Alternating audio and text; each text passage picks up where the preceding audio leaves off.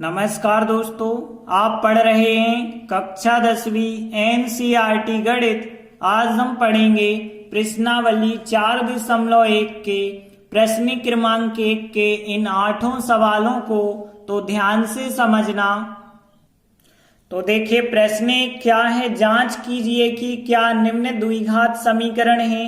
तो देखिए जैसा कि हमने उदाहरण 2 के सवालों में किया था कि हम जांच कर रहे थे कि कौन से द्विघात समीकरण है कौन से नहीं है, बिल्कुल वैसे ही करना है। तो पहला सवाल लेते हैं। तो देखिए यहाँ समीकरण जो दिया गया है सबसे पहले हमने वह लिखा। अब देखिए इसे हम सरल बनाएंगे। तो यहाँ है x + 1 का वर्ग। अब हमें वर्ग करना होगा, तो वर्ग कैसे करते हैं तो देखिए ध्यान से समझना। आपको पहले पद का वर्ग करना है और लास्ट पद का वर्ग करना है। x का वर्ग x वर्ग और 1 का वर्ग 1 हुआ। अब आपको क्या करना है, इन दोनों के गुणनफल का दुगना लिखना है। 1 और x का गुणा होता है 1x, लेकिन आपको दुगना करके लिखना है, तो 2x हो गए। तो इस प्रकार से वर्ग करते हैं। यहाँ 2 का गुणा x से कर देना, 2x, 2 का गुणा 3 से करना, 2 3 6। अब देखिए सभी को आप एक तरफ कर लेंगे तो x वर्ग प्लस 2x प्लस 1 तो वैसे ही रहेगा, 2x इस तरफ आए माइनस के, 6 इस तरफ आएंगे प्लस के, बराबर कुछ नहीं है तो बराबर आप 0 लिख देना। अब देखिए यहाँ x वर्ग तो अकेला है वही रहेगा, यहाँ 2x धन के और 2x ऋण के कट जाएंगे, तो क्या बचा होगा, 1 और 6 बचे होंगे, 1 और 6 जोड़े 7 हो गए बराबर 0। अब देखिए हमने आपको बताया था द्विघात समीकरण इस रूप का होता है ax वर्ग प्लस bx प्लस c बराबर 0। आपको केवल देखना है x वर्ग वाला पद है या नहीं। यहाँ x वर्ग वाला पद बिल्कुल है, तो आप कह देंगे कि यह समीकरण जो है वो इस रूप का है, इसलिए जो दिया गया समीकरण है वो एक द्विघात समीकरण है। तो देखिए हमने लिखा चूंकि यह समीकरण ax वर्ग प्लस bx प्लस c बराबर 0 के रूप का है, अतः दिया गया समीकरण जो है एक द्विघात समीकरण है। बस आप ध्यान रखना x वर्ग वाला पद यदि आपको दिख जाए तो कह देना इस रूप का है, और x वर्ग वाला पद ना दिखे तो कहना इस रूप का नहीं है। इसके बाद दूसरा सवाल लेते हैं। तो देखिए यहाँ जो समीकरण दिया है सबसे पहले हमने उसे लिखा। अब देखिए यहाँ पे बस हमें गुणा करना है, यहाँ तो गुणा नहीं करना, तो यहाँ तो हमने वैसा ही लिखा। अब यहाँ पे ध्यान देना, -2 का गुणा 3 से करेंगे, माइनस के 6, -2 का गुणा -x से, तो माइनस माइनस प्लस 2 और x का गुणा हुआ तो 2x। अब देखिए सभी संख्याएं एक तरफ पक्षांतर कर देना, तो x वर्ग -2x वैसे ही रहे, 6 इस तरफ आए धन के हो गए, 2x इस तरफ आए माइनस के हो गए, बराबर में कुछ नहीं बचा मतलब 0। अब देखिए हम क्रम से जमाएंगे तो x वर्ग तो अकेला है वैसे ही रहेगा, -2x है, माइनस के हो गए 4x, और देखिए अंक केवल 6 अकेला है, 6 ही रहेगा बराबर 0। अब देखिए यहाँ तो x वर्ग वाला पद आ रहा है, तो हम कह सकते हैं यह समीकरण इस रूप का है, इसलिए जो दिया गया समीकरण था एक द्विघात समीकरण है। तो देखिए हमने लिखा चूंकि यह जो समीकरण मिला है वो इस रूप का है, अतः दिया गया समीकरण एक द्विघात समीकरण है। इसके बाद तीसरा सवाल लेते हैं। तो देखिए यहाँ जो समीकरण दिए गए सबसे पहले हमने उन्हें लिखा। अब देखिए इन दो कोष्ठकों का गुणा और इन दो कोष्ठकों का गुणा आपस में करना है, तो x का गुणा जब आप x से करते हैं तो x वर्ग, x का गुणा प्लस 1 से करेंगे तो प्लस का 1x और 1 लिखा नहीं जाता है। फिर -2 का गुणा x से किया, माइनस के 2x, -2 का प्लस 1 से, तो 2 एकम 2 हो गए माइनस के, बराबर में x का x से गुणा करेंगे तो x वर्ग, फिर x का प्लस 3 से तो प्लस के 3x, फिर 1 का गुणा 1 से किया तो 1x और 1 लिखा नहीं जाता है तो माइनस का x, -1 का 3 से गुणा किया तो 3 एकम 3 आ गए। अब देखिए गुणा तो कर लिया, अब हमें सभी संख्याएं एक तरफ कर लेनी है। तो देखिए यहाँ पे x वर्ग और यहाँ पे x माइनस 2x और फिर -2 वैसे ही लिखे, x वर्ग इस तरफ आए माइनस के, 3x इस तरफ आए तो यहाँ ये भी माइनस के, x इस तरफ आया प्लस का हो गया और 3 भी प्लस के, बराबर में कुछ नहीं बचा मतलब 0। अब देखिए यहाँ x वर्ग धन का और x वर्ग ऋण का कट गया। अब ध्यान देना x की बात करें, माइनस के 3x और माइनस के 2x, माइनस के हो गए 5 और यहाँ प्लस का 1 और प्लस का 1, प्लस के हो गए 2, माइनस के 5 प्लस के 2 मतलब माइनस के 3x यहाँ पे बच गए। अब माइनस के 2 हैं प्लस के 3 हैं तो प्लस का 1 बचा, बराबर 0 चल रहा है। अब देखिए आप चाहें तो माइनस से गुणा भी कर सकते हैं तो 3x प्लस के हो जाएंगे, 1 माइनस का हो जाएगा बराबर 0। अब यहाँ पे आप देखें तो x वर्ग वाला पद आ ही नहीं रहा है, यहाँ जैसे x वर्ग वाला पद था यहाँ x वर्ग नहीं आ रहा है। इस वजह से हम कहेंगे यह समीकरण इस रूप का नहीं है, अतः दिया गया समीकरण एक द्विघात समीकरण नहीं है। तो देखिए हमने लिखा चूंकि यह समीकरण इस रूप का नहीं है अतः दिया गया समीकरण एक द्विघात समीकरण नहीं है। इसके बाद चौथा सवाल लेते हैं। तो देखिए हमने लिखा यहाँ समीकरण जो दिया गया है वो लिखा। अब देखिए यहाँ 2 कोष्टक हैं, इन दोनों का तो गुणा होगा और x का गुणा इससे होगा तो गुणा करते हैं। x का गुणा जब 2x से करेंगे तो आ जाएगा कितना 2x वर्ग, क्योंकि गुणा में घातें जुड़ जाती हैं। x का गुणा 1 से करेंगे तो 1x आएगा, 1 लिखा नहीं जाता है। -3 का गुणा 2x से करेंगे तो 3 दूनी 6x हो जाएगा और फिर 3 का गुणा 1 से करेंगे 3 एकम 3 और माइनस के 3 आएंगे। अब यहाँ x का गुणा x से किया जाए तो x वर्ग, x का 5 से गुणा किया जाए तो 5x आ जाएगा। अब ध्यान देना सभी को एक तरफ कर लेते हैं तो यहाँ 2x वर्ग है और यहाँ पे x माइनस 6x है, -3 है, x वर्ग इस तरफ आएगा माइनस का, 5x इस तरफ आएंगे माइनस के, बराबर में कुछ नहीं बचा मतलब 0। अब देखिए हम क्रम से जमाएंगे तो 2x वर्ग धन के 1x वर्ग ऋण का है तो यहाँ 1x वर्ग बचेगा। अब देखिए यहाँ 1x धन का 6x ऋण के मतलब यहाँ पे माइनस के बचे 5x और माइनस के 5x ये हैं तो माइनस के 10x हो गए और फिर -3 अकेले ही हैं और बराबर में 0। अब देखिए यहाँ तो 2 की घात मिल गई मतलब यह समीकरण जो है इस रूप का है, अतः दिया गया जो समीकरण होगा एक द्विघात समीकरण होगा। तो देखिए हमने लिखा चूंकि यह समीकरण इस रूप का है अतः दिया गया जो समीकरण था एक द्विघात समीकरण है।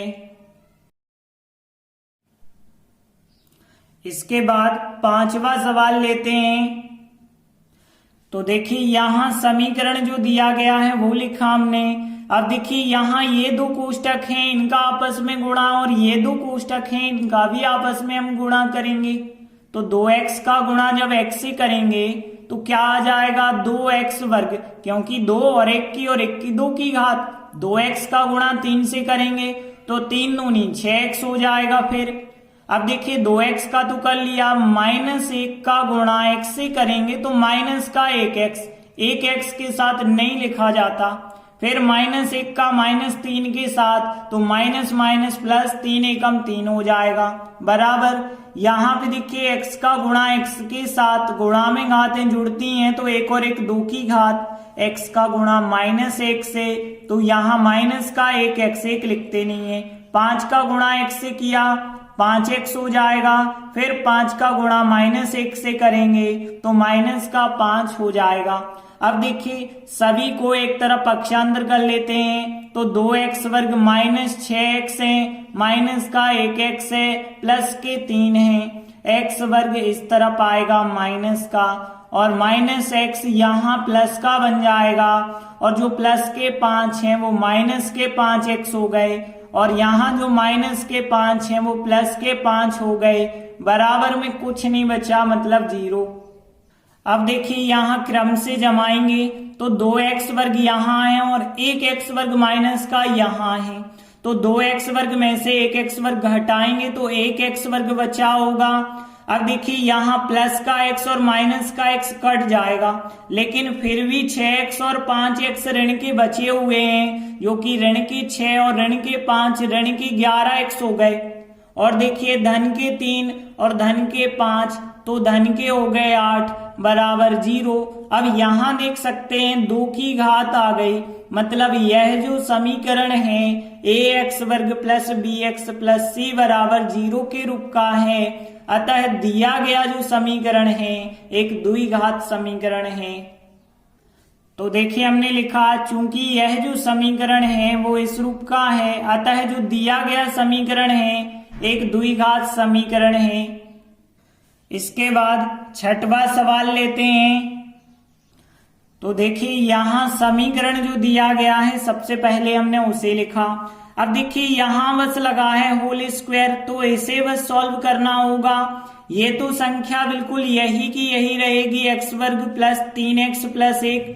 अब होल स्क्वायर सॉल्व करेंगे तो देखिए होल स्क्वायर कैसे सॉल्व करते हैं। x का वर्ग किया हमने, माइनस 2 का वर्ग किया प्लस 4, और फिर इनका गुणा का दुगना लिखना है, तो x और 2 का गुणा 2x होगा, और 2x का दुगना लिखेंगे तो 4x, और यहाँ माइनस का होगा क्योंकि माइनस और प्लस का गुणा माइनस होता है, तो माइनस का दुगना करके लिखेंगे 2 और x का 2x, और दुगना करके लिख देना तो 4x।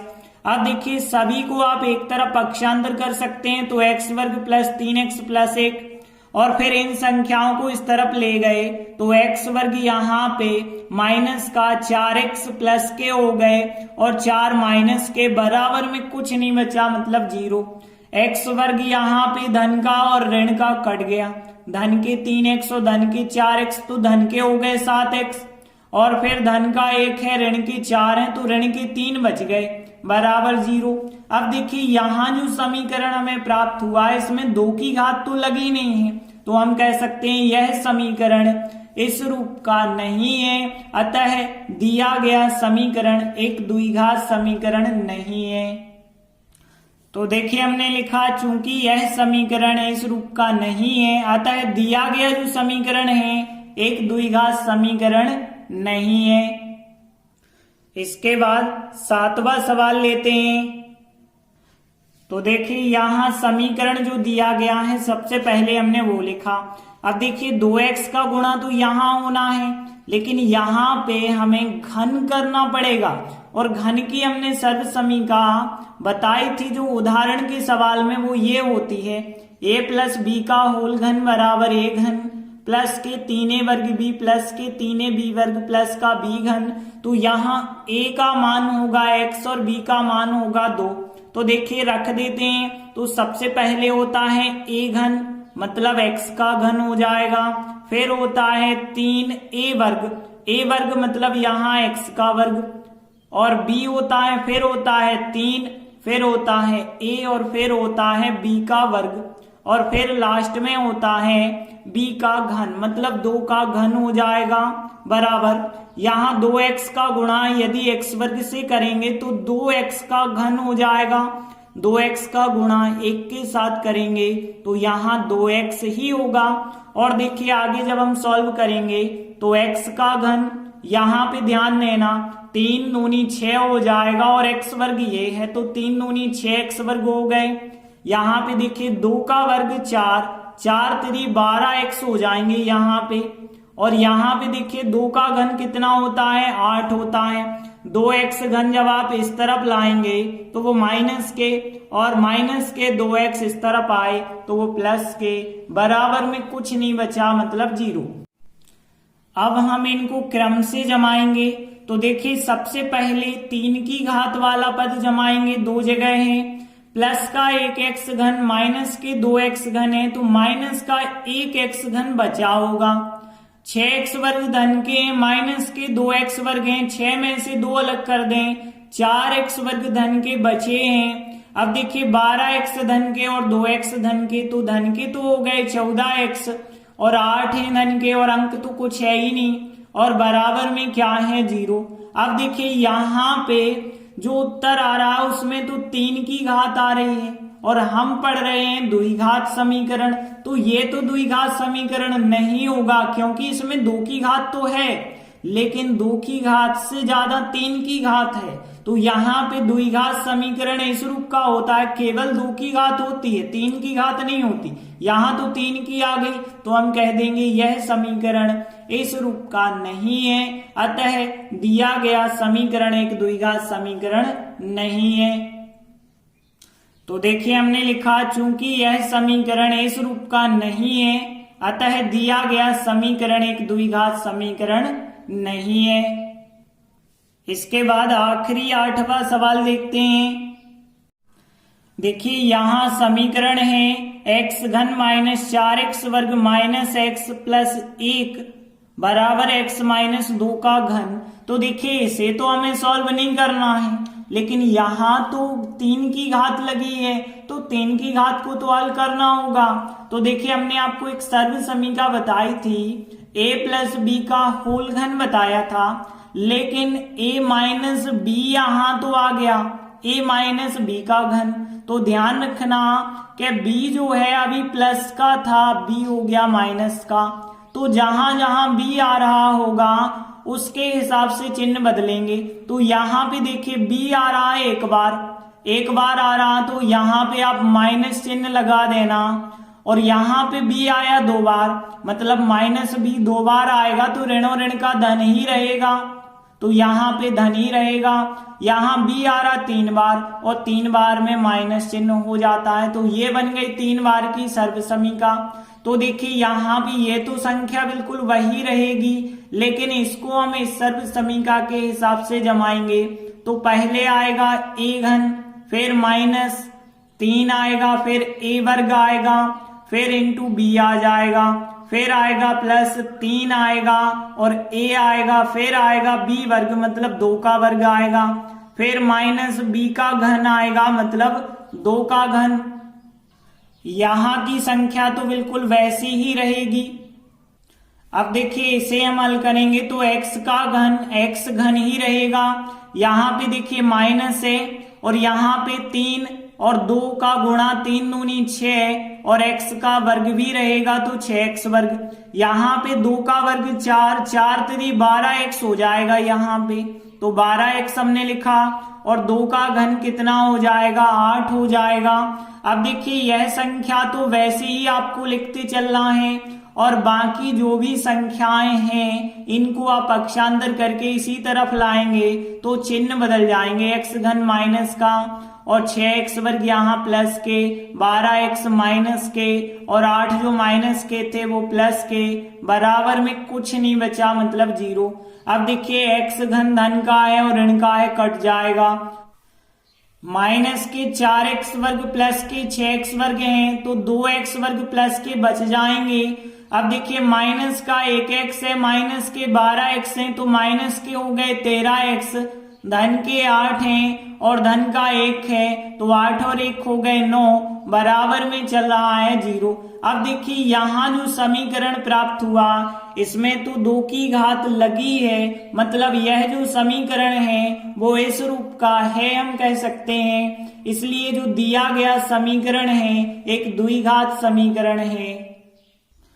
तो देखिए हमने लिखा चूंकि यह समीकरण इस रूप का है अतः जो दिया गया समीकरण है वो एक द्विघात समीकरण है। इस प्रकार से प्रश्न 1 के 8 सवाल कंप्लीट हुए। धन्यवाद।